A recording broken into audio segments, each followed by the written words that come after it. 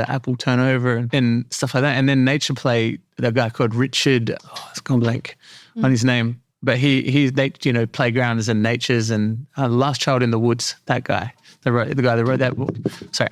And he was all about getting kids, to climb trees and do things. And what are we depriving them of if they don't have those opportunities?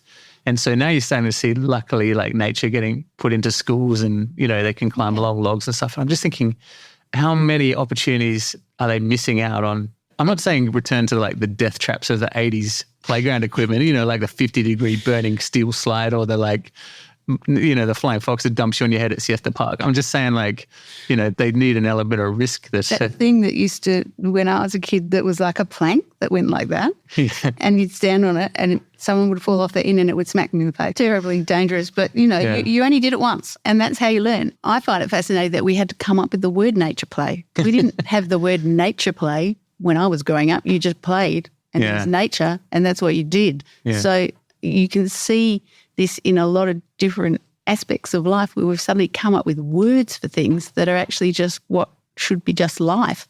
And I think that the playground thing is a good example. When we were in Europe earlier this year, one thing that really stood out for us was that there's just a lot less regulation and rules and people are expected to take responsibility for themselves. One of the architects we spoke to said that. He said, we raise people from the very beginning to take responsibility for themselves and for the community.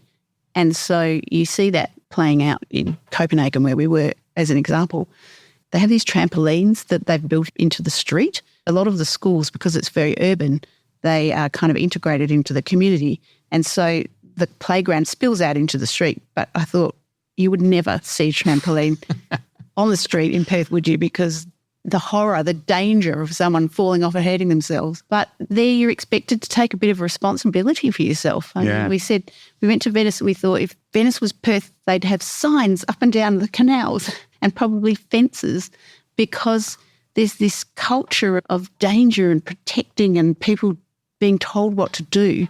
And then people then expect someone to look after them. So it really causes its own problem. And even my own child who was 21 and had gone to Europe on a holiday and she said, we went to this big festival. She said, you know how the strictest parents always have the naughtiest kids? She said, that's what Perth is like.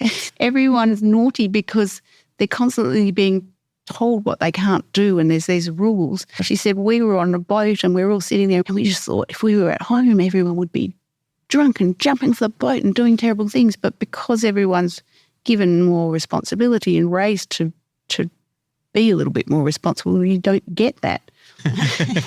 Is there somewhere in the world that you love to travel? Like what's your mecca for design where you get there and you just go, nailed it?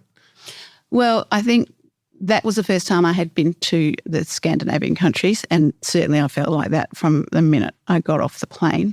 And as I spoke about before, there is a culture there of that and you feel that and you see that. But you know what I love about some of those European cities is the scale. They're built at a human scale and so they're built, so that you don't have those giant tall buildings. And, if you think about those beautiful courtyards that they have in the centre of buildings, that's a great way to build density and that's what I would certainly like to see more of here is that well-designed living where we can live communally and we can share spaces.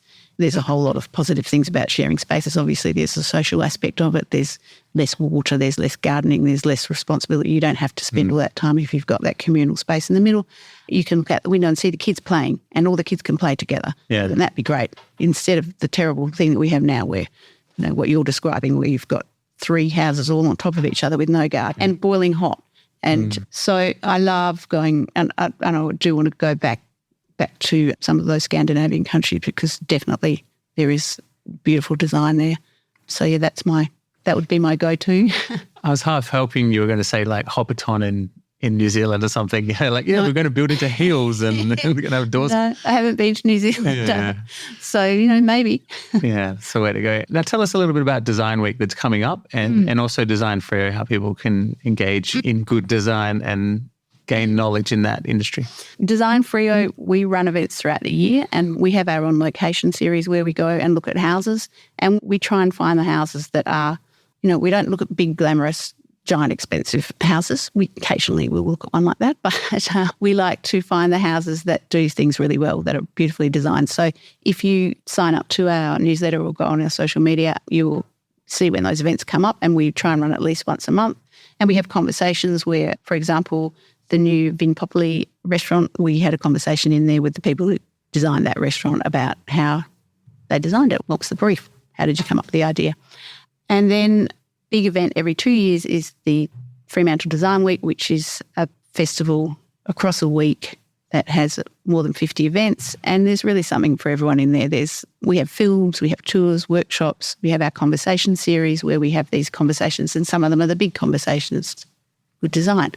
Some of them are conversations. We have our Icon series where we're talking this year about Iwan Iwanoff, who's an iconic West Australian architect.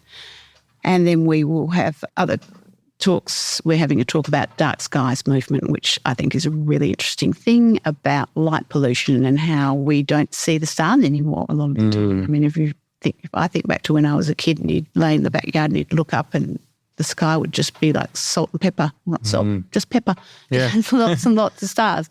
And we don't see that anymore. So what impact is that having on our health and on our lives?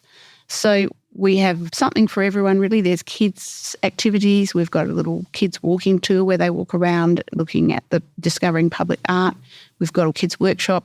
We've got local furniture makers and makers of all types of different things having exhibitions.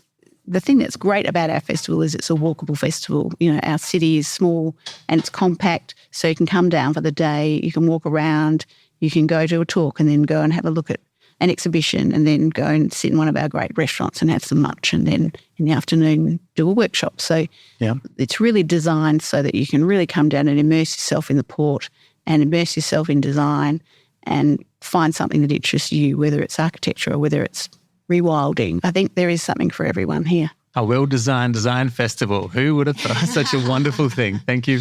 Well, if you go onto our website, which is fremantledesignweek.com, the whole program is there. Some of the events are free, some of the events are paid, but our hub is in the PS Art Space, which is really right in the heart of the West End. And that's where we have our exhibition, which is going to be Liam Young, who we're bringing from LA, who has 2 video works that he's going to be showing.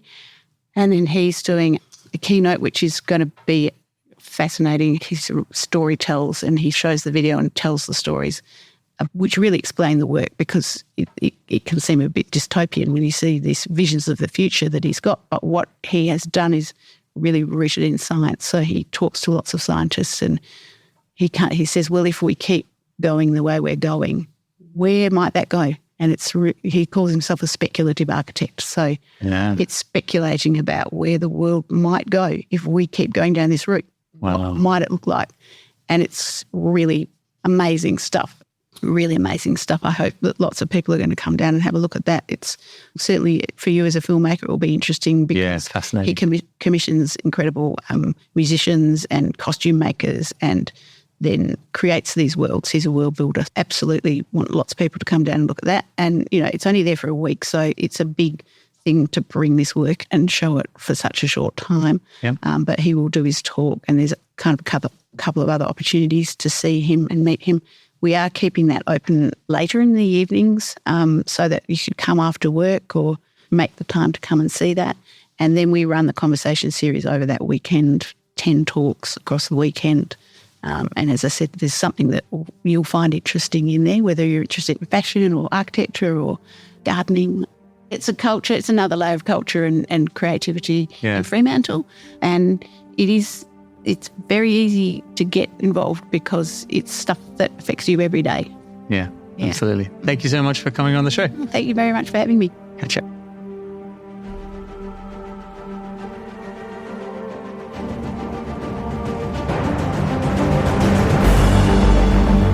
Thank you for listening to the Stories Within Stories podcast. We hope you've enjoyed this show. For more stories like this, head to barefootmedia.ca.